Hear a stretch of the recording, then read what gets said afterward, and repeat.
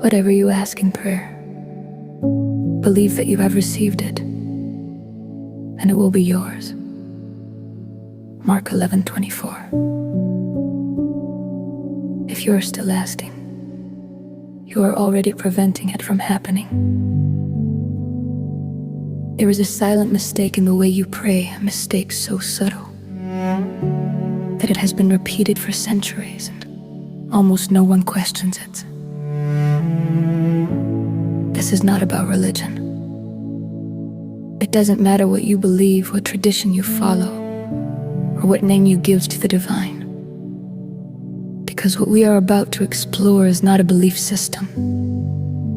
It is an interpretation, a way of seeing that changes everything. Because having access to powerful words means nothing if you don't know how to use them. A text can be sacred, ancient, revered, but still misunderstood. And maybe that is exactly what happened with Mark 11:24. Whatever you ask in prayer, believe that you have received it, or it will be yours. This verse has been repeated, preached, memorized, but rarely understood. Because most people approach it as followers, not as observers, not as explorers of meaning. They read it, but they don't question it. They repeat it, but they don't experience it. And so, nothing changes. Because words alone don't transform anything. Interpretation does, state does, awareness does. So let's question this. Without dogma, without fear, what does it actually mean to believe you have already received? And more importantly, who is the one that is supposed to believe? The one who feels incomplete. The one who is still waiting. The one who is asking, hoping, doubting. Because if that is the one praying, then the outcome is already defined. Nothing happens. Not because something is denying you, but because the signal is fractured, divided, incoherent. And reality does not respond to words. It responds to structure, to alignment, to what you are beneath what you say. This is where the misunderstanding begins.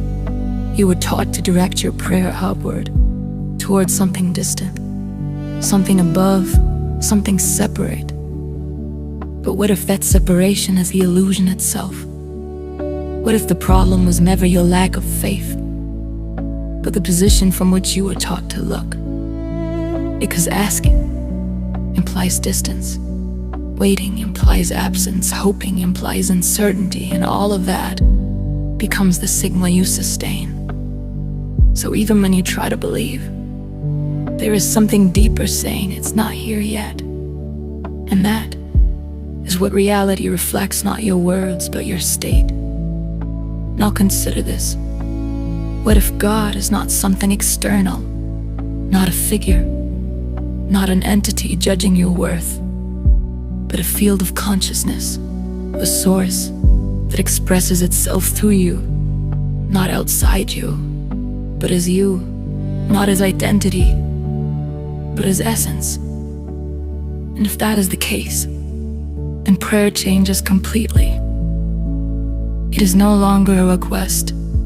It becomes a recognition, a tuning, an alignment with something that is already present, but not yet activated.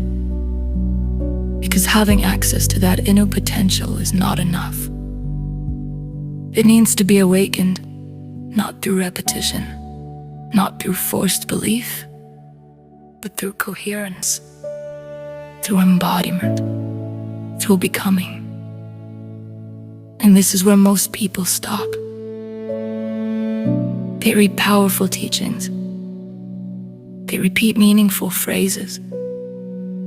They hold on to ancient texts, but they never cross the threshold from knowing to being. Because reading is passive, but transformation is experiential. It requires something deeper, something uncomfortable, shift in identity. Because as long as you remain the same person, beating different words, nothing changes. The text doesn't activate, the meaning doesn't unfold. The potential remains dormant. And maybe that's the real question. Not whether the words are true, but whether you are able to access the level of consciousness required to make them real. Because if there is something divine, something infinite, it would not be limited to one form, one religion, one interpretation. It would be universal, accessible, present in every human being, like a spark, a latent intelligence, a silent presence, and maybe that is what has been called the divine. Not something you worshipped, but something you awakened. Not something you follow, but something you embody. And if that spark exists within you, then the question changes again. There is a moment that almost everyone has experienced. You close your eyes, you try to pray, you try to believe. You repeat the words, you focus. You even feel something for a few seconds. But then nothing happens. Days pass, weeks pass, sometimes years. And deep inside, a quiet thought begins to grow. Why is this not working for me? Maybe you never said it out loud, but you felt it. Because you followed the teaching. You tried to believe, you tried to have faith, and still, reality didn't move. So you assumed. Maybe you weren't strong enough. Maybe you didn't believe enough. Maybe something was wrong with you. But what if none of that was true? What if the problem was never you, but the way you were taught to use it? Because there is something no one explains. You cannot experience a new reality while remaining internally committed to the old one. And most people are without realizing it. They pray for change, but they are still emotionally attached to the identity that created their current life. They ask for abundance but feel scarcity. They ask for peace but carry tension. They ask for transformation but remain the same person, and this creates friction. A silent resistance. A contradiction between what is asked and what is sustained. And that contradiction is what blocks everything.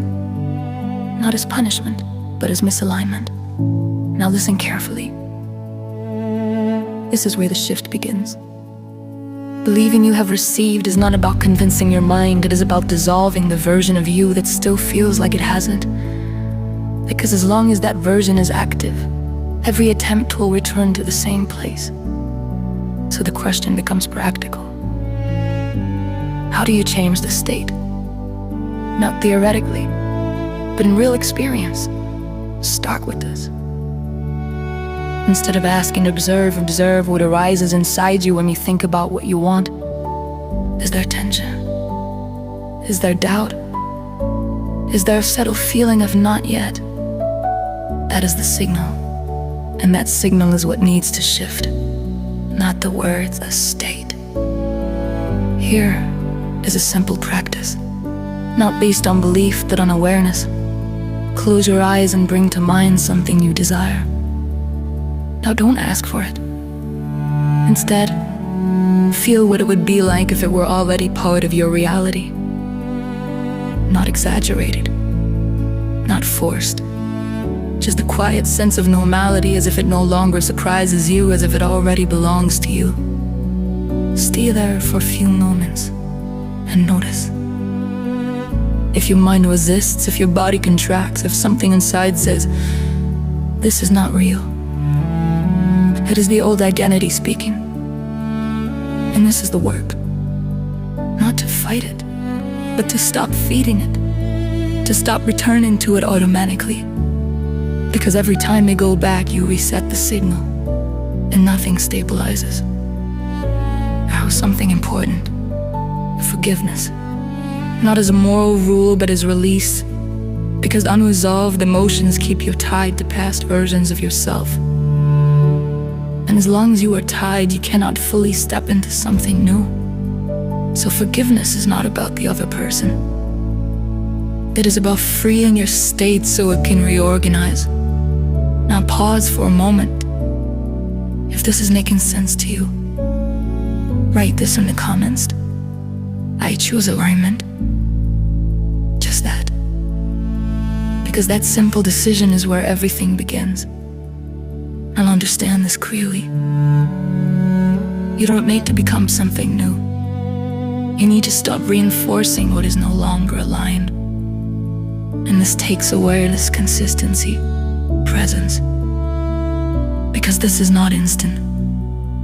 It is a shift that stabilizes over time.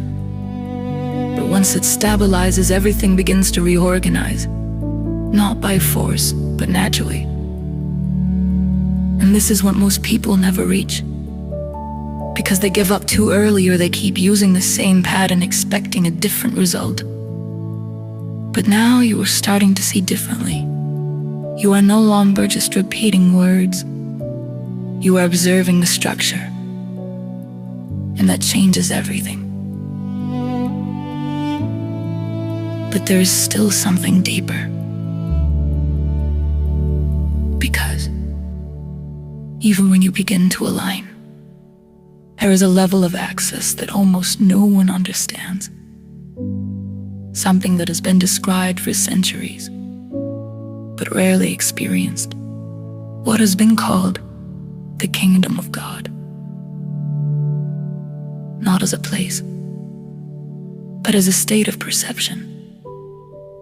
A level of awareness that cannot be accessed through repetition or belief alone. The true, precise internal shift. And most people never learn how to enter it correctly. In the next video, you will see exactly how to access this state without dogma, without limiting beliefs, and without the mistakes that keep most people stuck. If this resonates with you, subscribe. Because what you are starting to see is only the beginning.